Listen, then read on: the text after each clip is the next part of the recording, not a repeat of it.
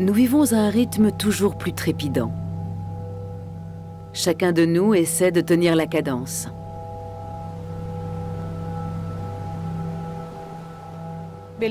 Dans notre société, l'élément déterminant n'est plus notre force musculaire, mais notre tête. Notre capital, c'est notre cerveau. Face à une pression croissante, nombreux sont ceux qui cherchent à être plus performants. À un moment ou à un autre, les cadres supérieurs en arrivent toujours au point où ils se disent « il faut encore faire ci, régler ça, finir ça avant demain ».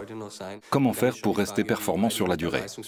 De là à être tenté de prendre ce genre de produit, il n'y a qu'un pas.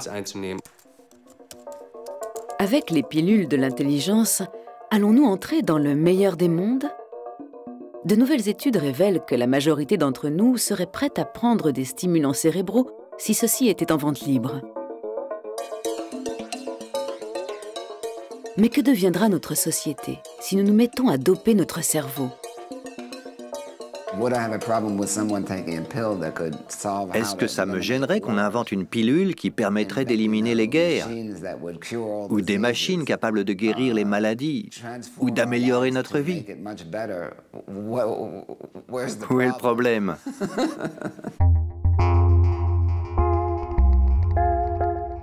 Est-il vrai que nous n'utilisons qu'un dixième des capacités de notre cerveau, comme on l'entend parfois dire? Dans leur laboratoire, les neuroscientifiques cherchent à identifier des leviers qui boostent nos neurones. La science est-elle en passe de découvrir les clés du super cerveau? La mémoire et les fonctions cognitives sont des propriétés du cerveau qui sont hautement complexes et on ne comprend pas encore très bien comment cela fonctionne.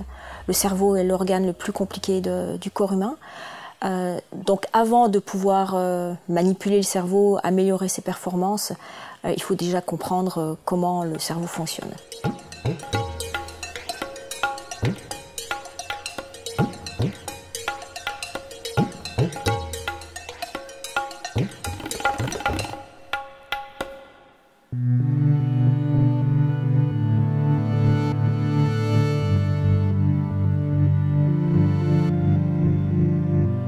Certaines personnes ont une mémoire presque inimaginable, comme Johannes Malo. Il est capable de mémoriser à toute vitesse des listes de 1000 nombres ou l'ordre fortuit d'un jeu de cartes. Il est l'un de ces super cerveaux que l'on appelle champion de mémoire. Johannes détient le record du monde dans la catégorie nombre. On peut associer les nombres à des images simples. Pour le 13, par exemple, qui est vu comme un nombre porte-bonheur, je peux penser à quelque chose comme un fer à cheval.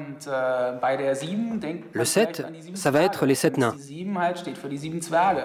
Le 99, ça peut être les 99 ballons de la chanson 99 Luftballons de la chanteuse Nena. Pour le 24, je pense au Père Noël, qui vient le 24 décembre. Alors pour la séquence 99-24, je pense à un ballon qui s'envole avec le Père Noël.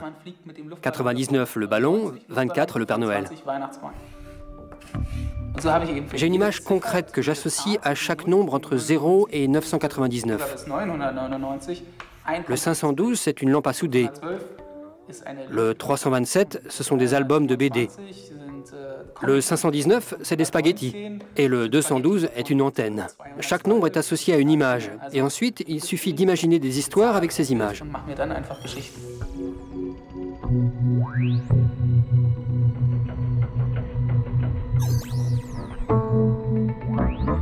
Le cerveau retient particulièrement bien les impressions visuelles. Plus une image est insolite, plus on s'en souvient longtemps. Johannes transforme donc les séries de chiffres en drôles d'histoires.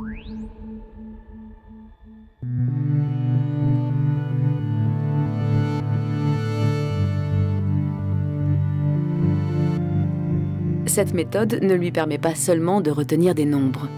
En tout juste 30 secondes, il peut mémoriser une série de 52 cartes à jouer.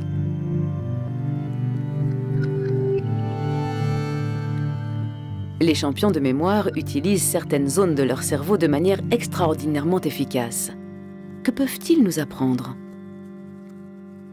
Je m'imagine toujours le cerveau comme un réseau géant dont les différents secteurs ont des missions différentes et interagissent les uns avec les autres.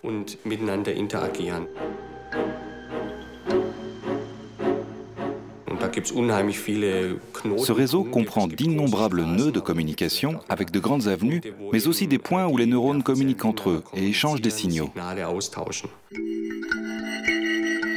On peut comparer notre cerveau à un paysage, avec des collines, des vallées, des agglomérations. Chaque zone a une fonction précise. Émotion, motricité, mémoire, tout a une place attitrée. Des centaines de milliards de cellules nerveuses ou neurones sont reliées entre elles et communiquent grâce à des impulsions électriques. Le cerveau est l'organe qui contrôle tout.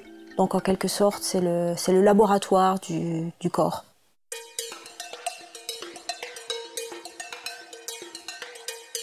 À l'université de Zurich, la chercheuse Isabelle Mansuy étudie le cerveau des souris. Elle a découvert un gène impliqué dans la formation de la mémoire. Les souris transgéniques qu'elle élève en laboratoire semblent plus intelligentes que leurs congénères. Quelqu'un d'intelligent est quelqu'un qui va comprendre les choses très rapidement, qui va élaborer sur ces choses aussi de façon originale et qui va utiliser ses connaissances antérieures pour pouvoir construire de nouveaux modèles intellectuels ou de nouvelles réponses comportementales, créatives. L'intelligence est un phénomène difficile à cerner.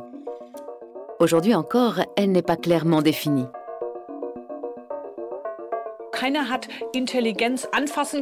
Jusqu'à présent, personne n'a jamais pu ni voir ni toucher l'intelligence. Mais on peut la mesurer. Pourquoi? Parce qu'on s'est mis d'accord sur les performances intellectuelles qu'on allait considérer comme relevant de l'intelligence.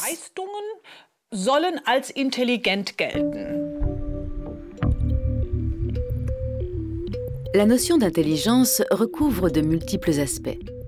Langage, mémoire, capacité d'abstraction, raisonnement logico-mathématique, créativité et concentration.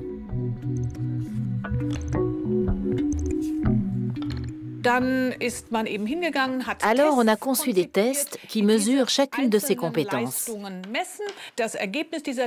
On additionne les résultats et on obtient le fameux quotient intellectuel. Le jeu du memory montre l'efficacité de notre mémoire de travail. Celle-ci peut être comparée à un bloc-notes. Des impressions spatio-visuelles y sont stockées à court terme et sont rapidement accessibles. Après usage, les informations sont effacées. Quelques jours plus tard, le joueur aura oublié où se trouvaient les cartes. C'est pas nécessaire de se souvenir de tout ce que l'on fait, tout ce que l'on vit. On n'a pas besoin de se souvenir de quel petit déjeuner on a pris chaque jour pendant des mois. Donc on a besoin de mécanismes dans le cerveau qui permettent d'éliminer les informations qui ne sont pas nécessaires.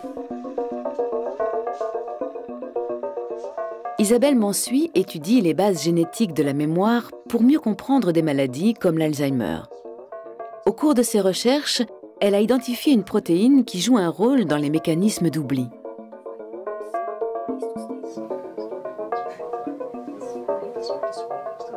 Avec son équipe, Isabelle Mansuy a modifié les gènes de ces souris pour empêcher leur cerveau de produire la protéine en question.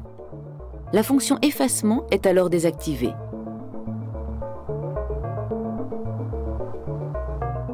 On met les souris transgéniques dans un mini-labyrinthe où elles doivent se rappeler l'emplacement d'un morceau de sucre. Une souris avec une meilleure capacité d'apprentissage va être capable d'apprendre beaucoup plus rapidement où se trouve la récompense, le morceau de sucre, et va s'en souvenir pendant beaucoup plus longtemps qu'une souris normale.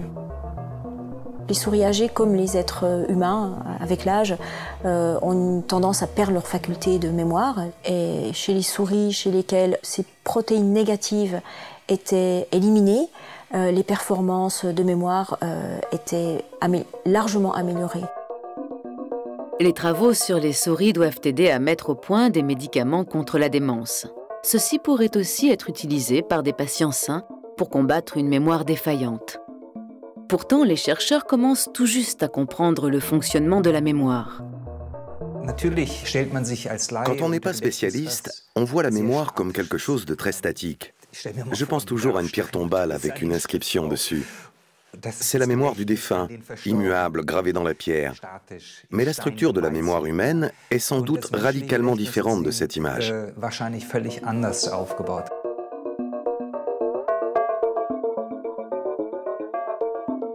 Si nous voulons nous souvenir longtemps de ce que nous vivons pendant la journée, nous devons transférer les informations dans notre mémoire à long terme.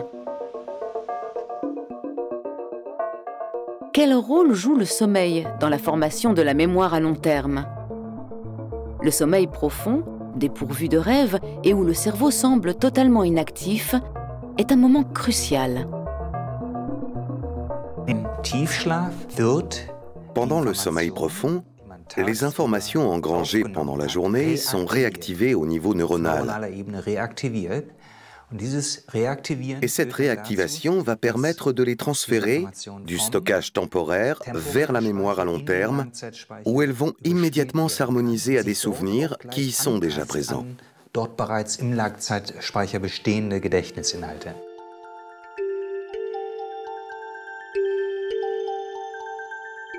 Même pendant le sommeil, les neurones continuent de communiquer par impulsion électrique. Il est possible d'enregistrer cette communication sous la forme d'ondes électriques en plaçant des électrodes sur le cuir chevelu. Pendant le sommeil profond, ces ondes sont très lentes. Elles sont alors appelées ondes delta. Jan Born a découvert qu'elles fonctionnent un peu comme un métronome. Elles signalent à la mémoire à long terme qu'elle doit intégrer des contenus présents dans la mémoire à court terme. Le sommeil profond est primordial pour notre efficacité intellectuelle.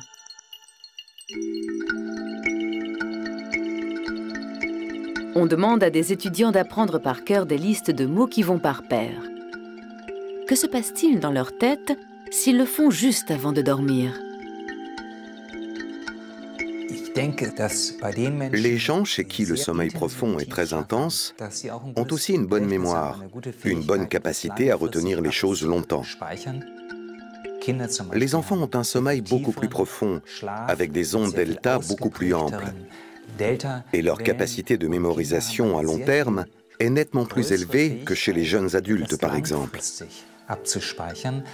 Après 40 ans, le sommeil profond diminue considérablement, à la fois en durée et en profondeur. Cette diminution va de pair avec une perte de la capacité à mémoriser de nouveaux souvenirs sur le long terme.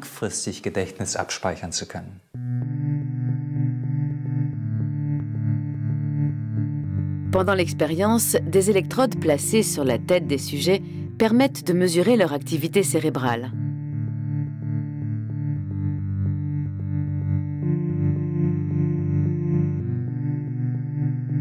Dans la pièce voisine, l'expérimentatrice observe le sommeil des étudiants. Dès qu'ils entrent dans le sommeil profond, un appareil envoie de légers courants électriques au cerveau pour stimuler les ondes delta, si importantes pour la mémorisation.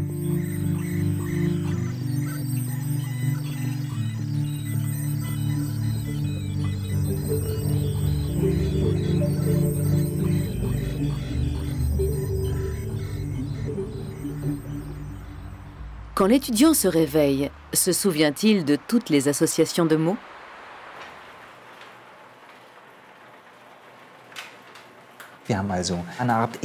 Nous avons provoqué une sorte d'intensification du sommeil profond. Nous avons alors découvert que si on intensifiait le sommeil profond des étudiants à l'aide de stimulation électrique, après leur avoir fait apprendre du vocabulaire, ils le retenaient beaucoup mieux. Pierre. Planche. Chat. Prédisposition. Cercle. Après le sommeil de stimulation, certains d'entre eux connaissaient à la perfection les listes de mots.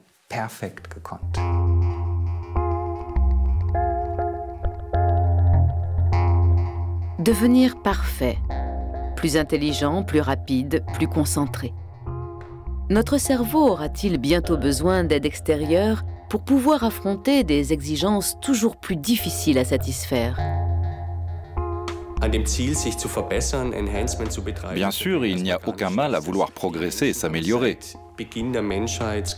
Depuis que l'homme existe, il a toujours essayé de se surpasser.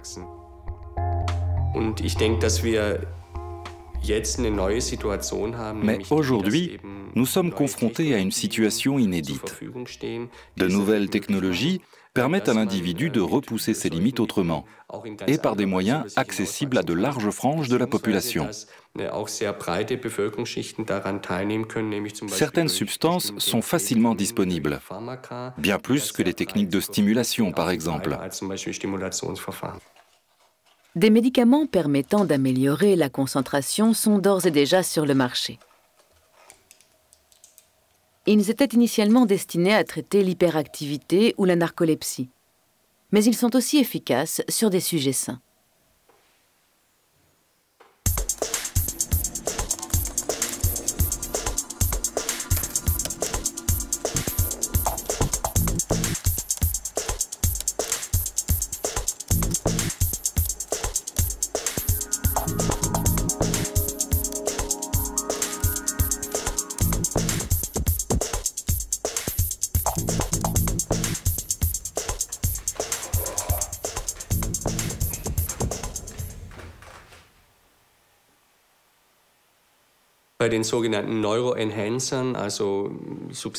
Parmi les psychostimulants, c'est-à-dire les substances capables d'améliorer les performances intellectuelles, il convient de distinguer celles qui sont en vente libre, comme le café, la caféine ou le ginkgo biloba, de celles qu'on ne peut obtenir que sur ordonnance ou qui sont illégales.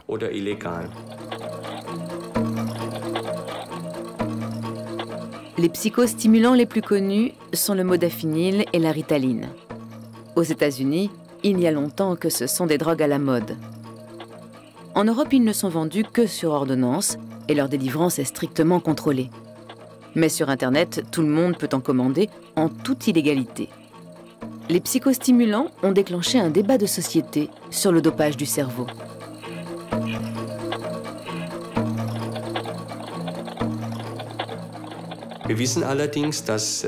Au demeurant, nous savons que chez les sujets sains, les psychostimulants ont des effets très variés et souvent surestimés.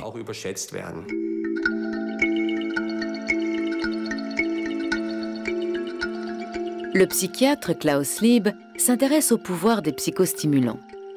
Leurs effets sur les sujets sains sont encore peu étudiés. Il fait appel à des joueurs d'échecs de compétition pour tester 3 substances. L'amphétamine, classée comme stupéfiant, la ritaline et la caféine. Quels sont leurs effets sur les performances des joueurs? Et de quelle manière agissent-elles sur le cerveau? Dans le cerveau, la transmission des signaux entre les neurones passe par des zones de contact, les synapses. Des messagers chimiques, comme la dopamine, y assurent la transmission rapide des informations entre les neurones. C'est à ce niveau que les psychostimulants interviennent.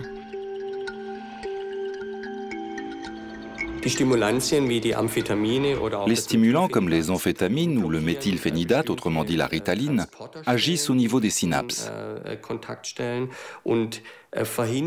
Ils empêchent alors que certains neurotransmetteurs comme la noradrénaline ou la dopamine soient recapturés.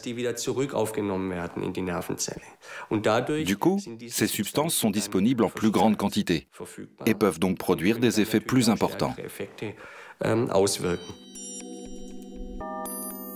Pour Klaus Lieb, les joueurs d'échecs de compétition sont des sujets idéaux, car leurs performances sont relativement stables et peuvent donc servir de référence. Les clubs d'échecs s'intéressent beaucoup aux résultats de l'étude. En tant que sport, les échecs sont soumis aux règles de l'Agence mondiale antidopage. Mais on n'a encore jamais prouvé qu'il était possible de doper un joueur d'échecs.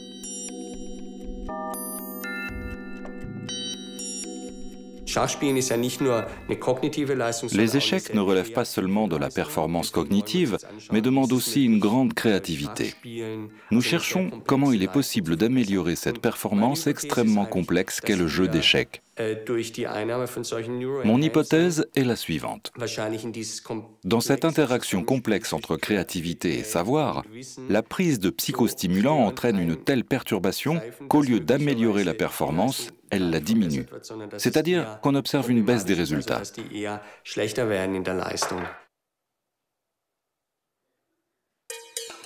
L'étude sur les joueurs d'échecs est en cours d'évaluation. Le résultat dépendra de l'influence des stimulants sur la créativité. Mais qu'est-ce que la créativité? Peut-on l'améliorer artificiellement? Un artiste ne peut pas vivre sans créativité. Mais celle-ci est difficile à cerner et l'inspiration ne se commande pas. Que se passe-t-il lors du processus de création artistique?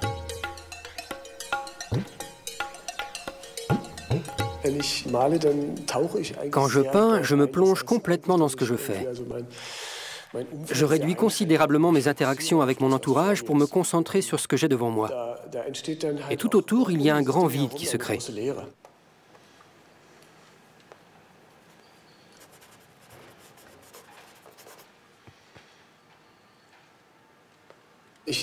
En fait, je réfléchis assez peu. J'ai lu quelque part que la créativité n'avait pas grand-chose à voir avec la réflexion. Je suis comme entraîné dans un flot de perception et de création. Et là, il se passe beaucoup de choses que je ne découvre qu'après coup. À la fin de la journée, c'est toujours un moment de bonheur quand je regarde ce que j'ai peint et que je me demande comment j'ai bien pu arriver à ça.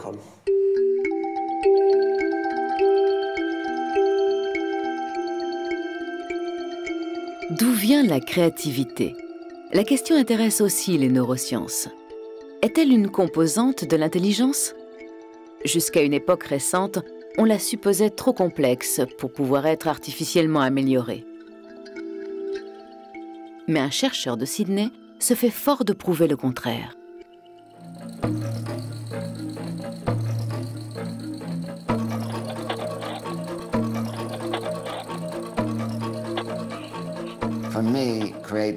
Pour moi, la créativité consiste à prendre des idées dans des domaines apparemment sans aucun lien et à les combiner pour faire surgir quelque chose d'inédit. Une idée neuve qui nous fait voir le monde sous un jour nouveau. C'est ça la créativité. Je suis issu d'une famille créative. J'ai un frère sculpteur, prix de Rome, mon autre frère est peintre, prix Jackson Pollock, et moi je suis scientifique, bien que certains préfèrent me ranger dans une autre catégorie. Alan Snyder dirige son propre centre de recherche au sein de la prestigieuse université de Sydney. Ses thèses provocatrices sont loin de faire l'unanimité. Depuis 10 ans, il cherche à savoir s'il est possible de rendre le cerveau plus créatif grâce à des manipulations techniques. Nous regardons tous le monde à travers des filtres. On peut s'en rendre compte dans notre manière de dessiner, par exemple. Une personne normale ne dessine pas ce qu'elle voit, mais une caricature de ce qu'elle connaît. Quand vous voulez représenter un ballon, vous ne dessinez pas un ballon, vous tracez un cercle. Une personne normale et en bonne santé voit le monde à travers les filtres de ce qu'elle connaît. Si un médecin échographiste et un artiste peintre regardent un nuage, l'un y verra une vésicule biliaire et l'autre un visage grave et digne. Nous ne voyons pas ce qui est, nous projetons ce que nous connaissons sur tout ce que nous voyons. Et c'est un obstacle à notre créativité.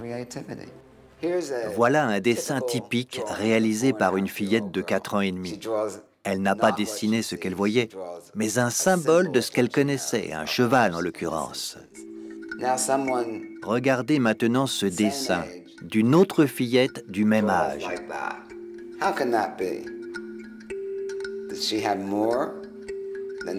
Elle n'est pas plus douée, mais elle est autiste.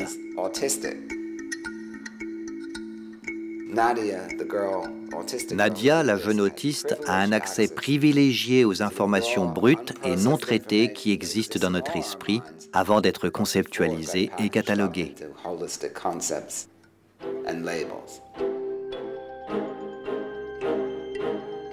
Pour Alan Snyder, l'apparente créativité des personnes autistes auxquelles ces filtres font défaut est une clé fondamentale. Lors de ces expériences, il essaie de rendre des sujets non atteints aussi créatifs que certains autistes grâce à la stimulation magnétique. En simplifiant beaucoup, l'hémisphère gauche de notre cerveau sert à stocker les idées et les connaissances, tandis que l'hémisphère droit est dédié à la nouveauté et à l'inconnu. La stimulation va inhiber la communication neuronale dans l'hémisphère gauche, ce qui laissera davantage de champ à la partie créative. Nous n'améliorons pas les performances de zones du cerveau responsables de la création artistique ou de l'intuition, non. Nous déconnectons une partie du cerveau. C'est une idée radicalement nouvelle qui permet de mettre hors circuit les filtres de la perception et d'avoir une vision non déformée du monde. Après la stimulation, on demande une nouvelle fois au sujet de dessiner un cheval. L'expérience semble probante. Sommes-nous réellement enfermés dans nos connaissances acquises ?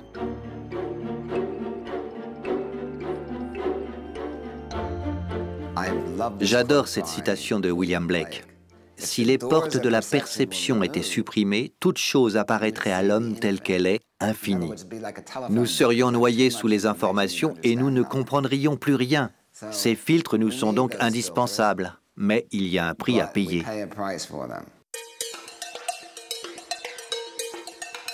Chaque jour, nous sommes assaillis par une multitude d'impressions dont seul un petit nombre reste inscrit dans notre mémoire.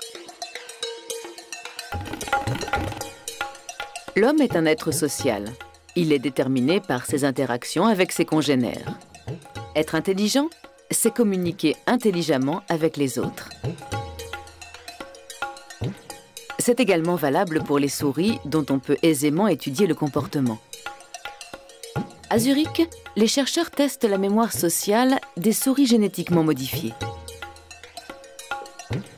La souris est un modèle expérimental extrêmement précieux et très utile parce qu'elle est capable de former des mémoires, de se souvenir de choses et d'événements de façon assez semblable à l'être humain.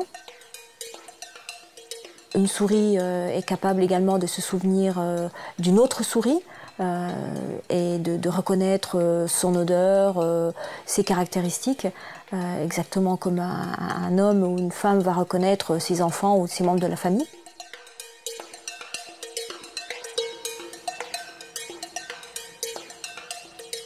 Les souris sont curieuses. Elles vont de préférence vers des congénères qu'elles ne connaissent pas encore. Un comportement qui peut servir à tester leur mémoire.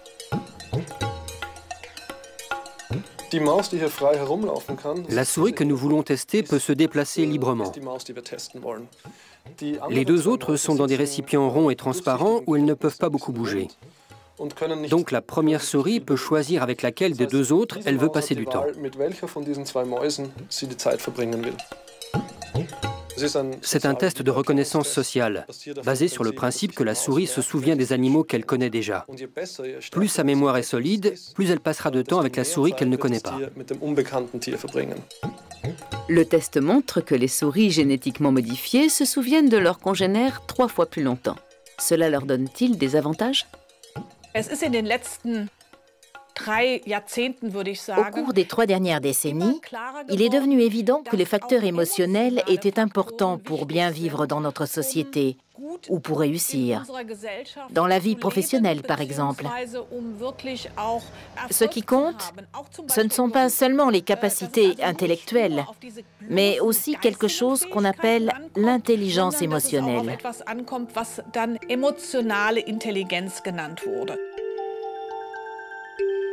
Quand utilisons-nous cette intelligence émotionnelle ? La capacité à reconnaître les émotions et à les identifier chez soi et chez autrui est une condition essentielle à la vie collective. Pour pouvoir communiquer efficacement avec les autres, nous devons être capables de comprendre leurs ressentis et de montrer le nôtre.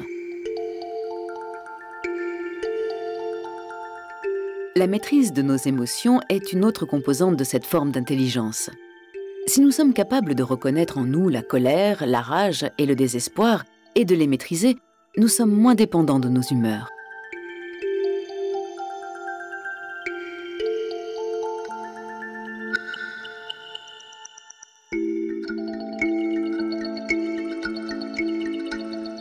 À l'université de Berlin, on montre à des étudiants des visages dont ils doivent identifier les émotions.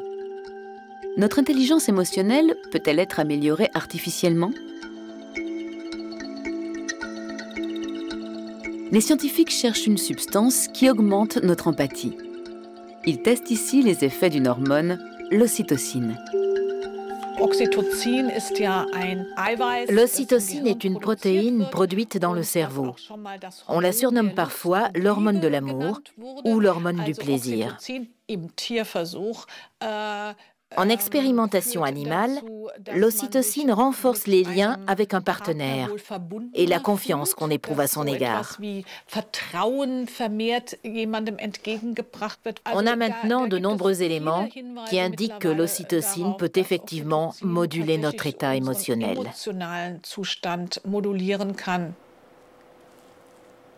Les étudiants portent un appareil de mesure qui capte leurs moindres émotions, car celle-ci modifie la résistance électrique de la peau.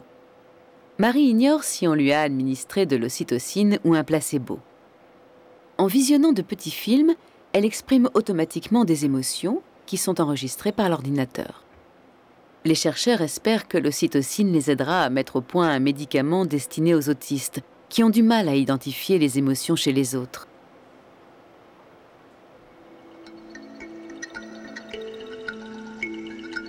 Un spray nasal qui renforce notre capacité d'empathie pourrait bien lui aussi intéresser un public désireux d'optimiser sa compétence sociale. Un nombre croissant de médicaments mis sur le marché pour traiter diverses maladies peuvent être utilisés comme neurostimulants. Mais les médicaments ne sont pas le seul moyen d'optimiser nos performances intellectuelles. De nombreuses civilisations connaissent depuis des millénaires des techniques efficaces pour maintenir l'esprit en forme.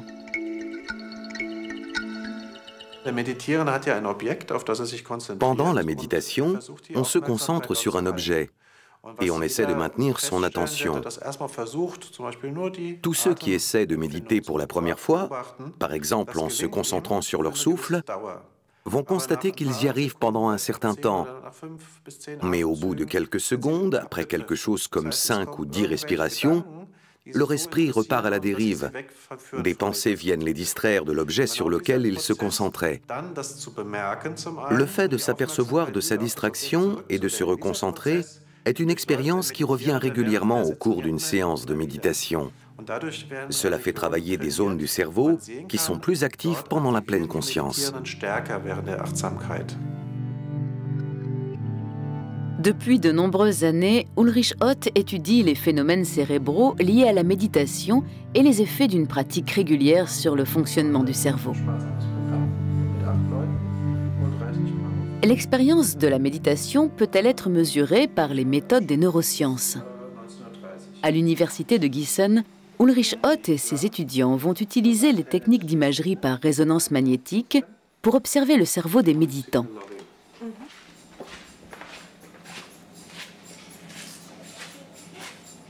Les volontaires ne pratiquent la méditation que depuis 3 mois.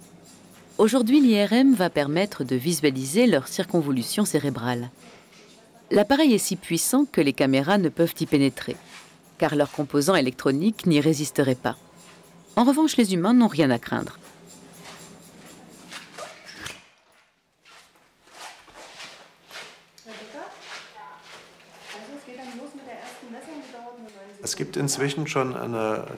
On dispose aujourd'hui d'une quantité d'études qui comparent le cerveau de personnes ayant pratiqué la méditation avec celui de personnes n'ayant pas cette expérience.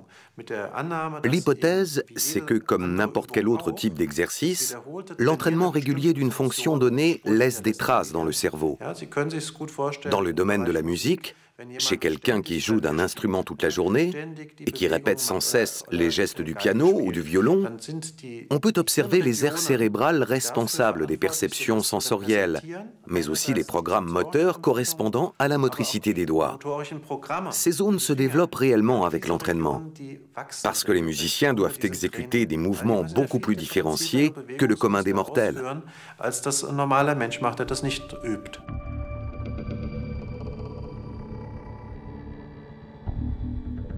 Ces dernières années, les chercheurs en neurosciences se sont intéressés aux moines bouddhistes. La pratique quotidienne de la méditation modifie-t-elle certaines zones de leur cerveau?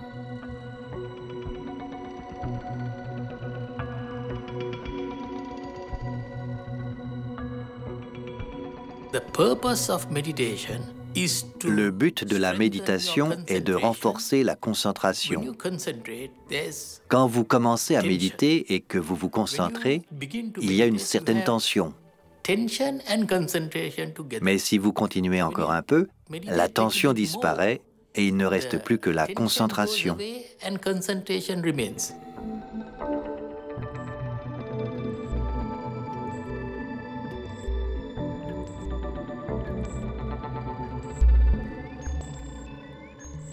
L'appareil découpe des tranches de cerveau pour produire une image en 3 dimensions.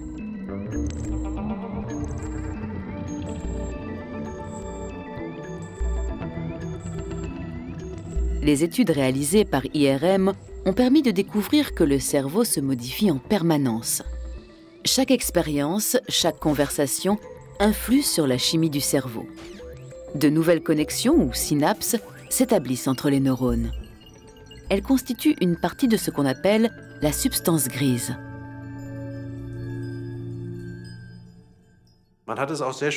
Ça a été très bien montré avec l'exemple du jonglage. Si vous voulez apprendre à jongler, au début, vous aurez du mal. Mais au bout d'un certain temps, vous réussirez à coordonner le mouvement des balles, des yeux et des mains. Toute cette coordination motrice en 3 dimensions sollicite beaucoup votre cerveau, qui réagit par un épaississement de la substance grise dans les zones correspondantes, parce que de nouvelles liaisons, de nouvelles synapses s'établissent entre les neurones existants, c'est-à-dire que les ramifications deviennent plus différenciées.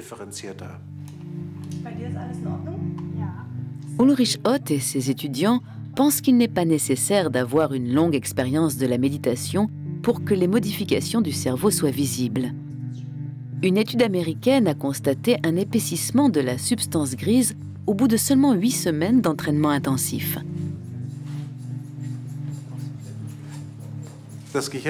La neurochimie du cerveau est très complexe. Or, certaines études montrent que la méditation augmente la sécrétion de certaines substances, comme la dopamine par exemple. Et je suppose qu'il est possible d'obtenir de manière naturelle, en utilisant certaines techniques de méditation, une bonne partie des effets que l'on obtient habituellement par des traitements médicamenteux.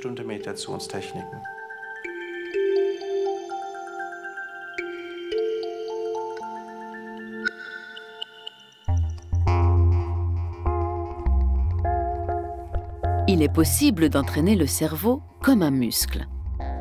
Pour mémoriser l'ordre d'un jeu de cartes, Johannes Malo, le champion de mémoire, utilise une technique intelligente, la méthode des lieux. Elle était déjà connue sous l'Antiquité romaine. Cette méthode des lieux ou art de mémoire fonctionne de la manière suivante. On se fixe des points précis dans son salon. On commence à faire le tour de la pièce.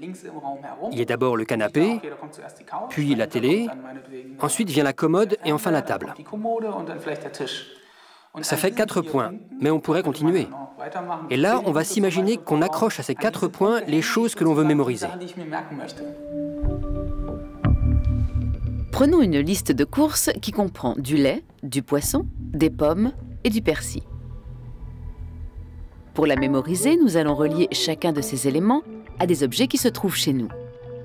Nous commençons par faire couler le lait sur la porte. Plus l'image est loufoque, mieux elle s'imprime dans notre esprit.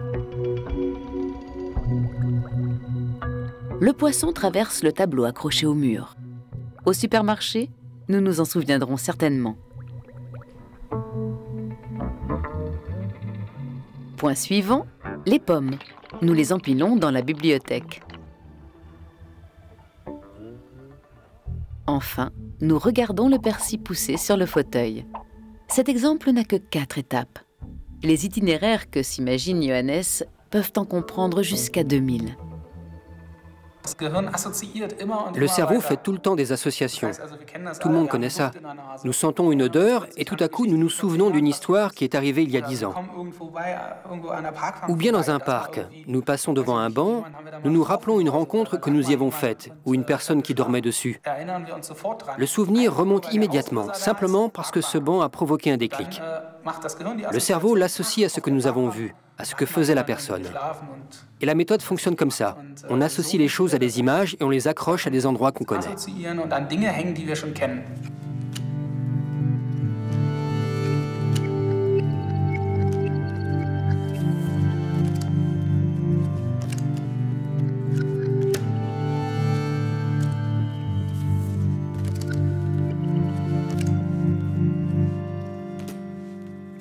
C'est évidemment positif d'avoir une meilleure mémoire, d'être capable de se souvenir des informations bien mieux et beaucoup plus longtemps. Cependant, ça peut avoir un effet, un côté négatif si les informations qui sont stockées sont traumatiques. L'équipe d'Isabelle Mansuy étudie les limites des super-cerveaux. Où commencent les effets indésirables?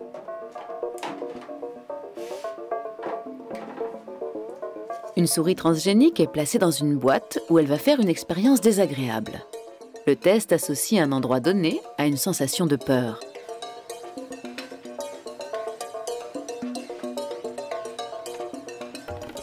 Johannes Boacek, l'expérimentateur, envoie une légère décharge électrique dans les pattes de la souris. Donc ensuite, quand l'animal est replacé dans la même boîte, l'animal va exprimer une forme de peur. Quelques jours après les avoir soumises à ce choc électrique, les chercheurs comparent le comportement de 2 souris en les replaçant dans la même boîte. Celle dont la mémoire a été génétiquement améliorée reste passive et intimidée. Sur le moniteur, Johannes Boacek observe les mouvements des 2 souris. Celle de droite semble avoir déjà oublié le choc électrique et se déplace normalement.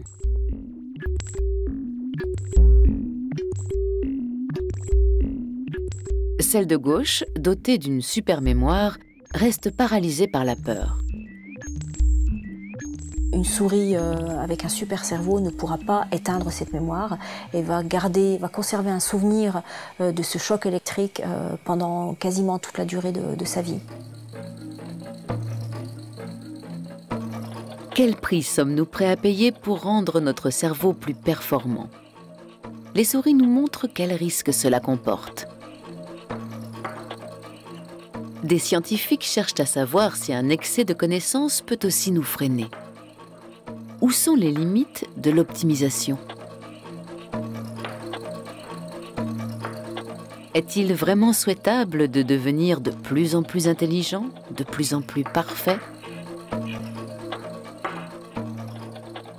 L'un des obstacles à notre créativité est que nous sommes aveuglés par notre expertise.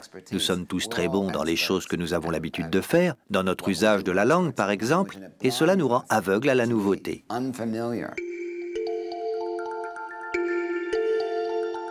Alan Snyder et son étudiant en thèse, Richard Chi, proposent une nouvelle expérience pour nous ouvrir les yeux et nous faire découvrir des solutions créatives auxquelles nous sommes devenus aveugles. Simone est étudiante. Il lui demande de rectifier des équations mathématiques en chiffres romains. Elle n'a le droit de bouger qu'une allumette à la fois.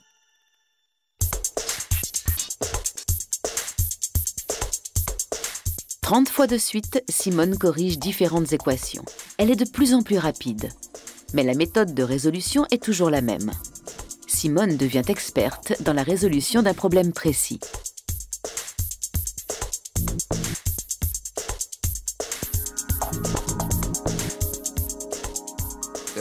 On connaît de nombreux exemples où l'expertise rend aveugle.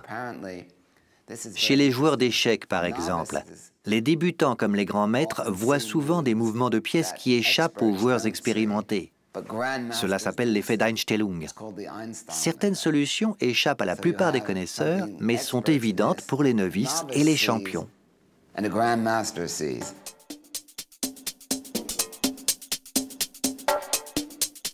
Simone doit à présent résoudre un nouveau problème. Il s'agit toujours de corriger une équation. Mais cette fois-ci, elle n'y arrive pas. Pourquoi? Puisque le problème n'est pas plus difficile que les précédents. Nous avons transformé Simone en experte. Son expertise portait sur l'art de transformer le 10 romain en 5 et inversement en déplaçant une seule allumette. Mais quand il a fallu transformer un signe plus en signe égal, elle est restée coincée.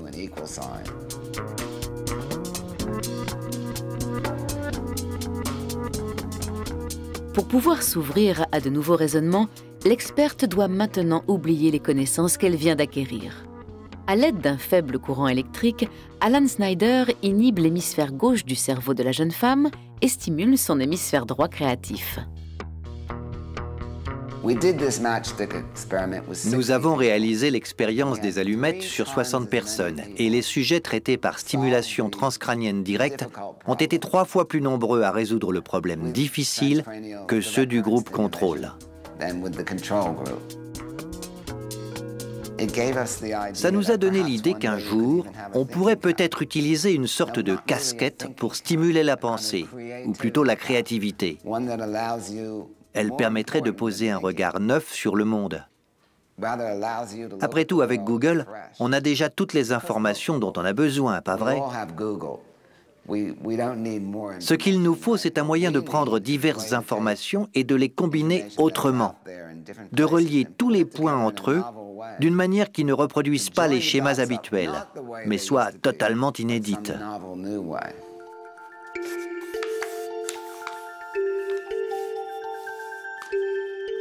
Notre tête est-elle prête pour l'avenir?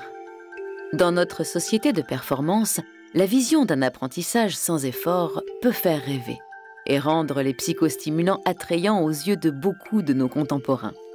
Mais au fait, pourquoi ne pourrait-on pas prendre des pilules qui rendent plus intelligents?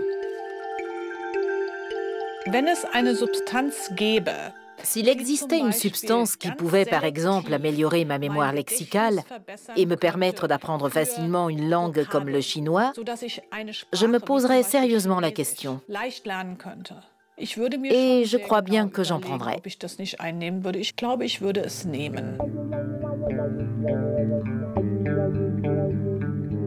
Mais qui dit médicament, dit forcément effet secondaire. Dans le cas des psychostimulants, il s'agit notamment d'angoisse, d'état dépressif et d'insomnie. Nous avons de bonnes raisons de dire que la prise de psychostimulants par des sujets sains n'a pas grand intérêt. Les effets sont généralement très limités. Les antidépresseurs ne sont pas plus efficaces qu'un placebo sucré. Les stimulants, comme l'amphétamine ou la ritaline, posent de gros problèmes d'effets secondaires et comportent des risques de dépendance. Et on dispose d'autres solutions.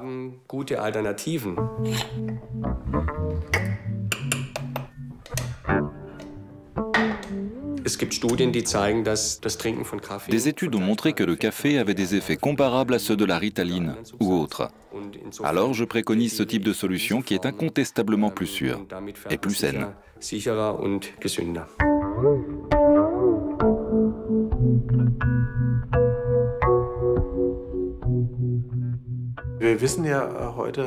Aujourd'hui, nous savons que l'effet des substances psychoactives se produit parce que nous avons dans notre cerveau les synapses correspondantes sur lesquelles elles vont agir. Cela signifie qu'il existe des substances naturellement présentes dans le cerveau, cet immense laboratoire de chimie, qui sont très efficaces et dont la sécrétion répond à des stimuli naturels. Alors je suis très sceptique vis-à-vis de l'idée de prendre une pilule pour améliorer telle ou telle fonction. Nous pouvons obtenir le même résultat par des moyens naturels, en nous entraînant à cette fonction. Les effets sont beaucoup plus durables et il n'y a pas de dépendance.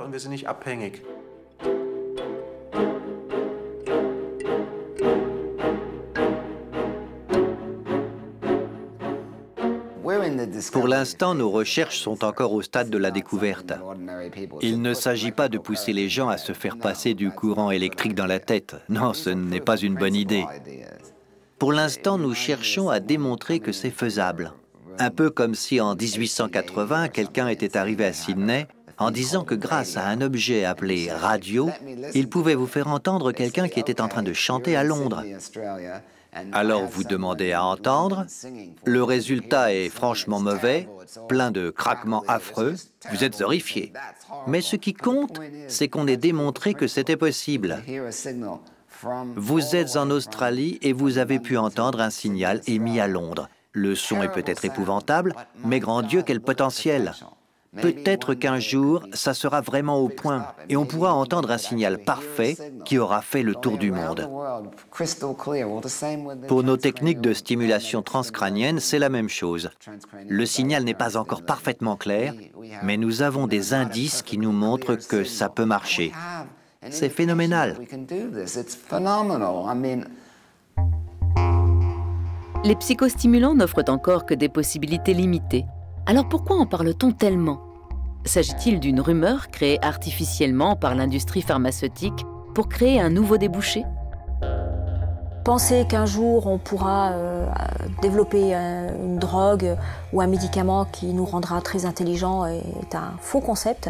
On peut avoir des médicaments qui permettent d'améliorer l'attention, d'améliorer la concentration, afin de favoriser l'apprentissage et la formation de mémoire, mais en aucun cas on pourra rendre les gens plus intelligents. La notion d'augmentation cognitive n'est pas réaliste.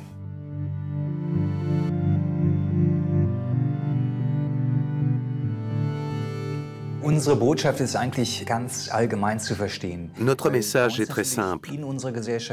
Dans notre société, on a tendance à considérer le sommeil comme une perte de temps. Je pense qu'il faut que les gens comprennent à quel point le sommeil est important, y compris pour la formation de leur conscience et de leur mémoire.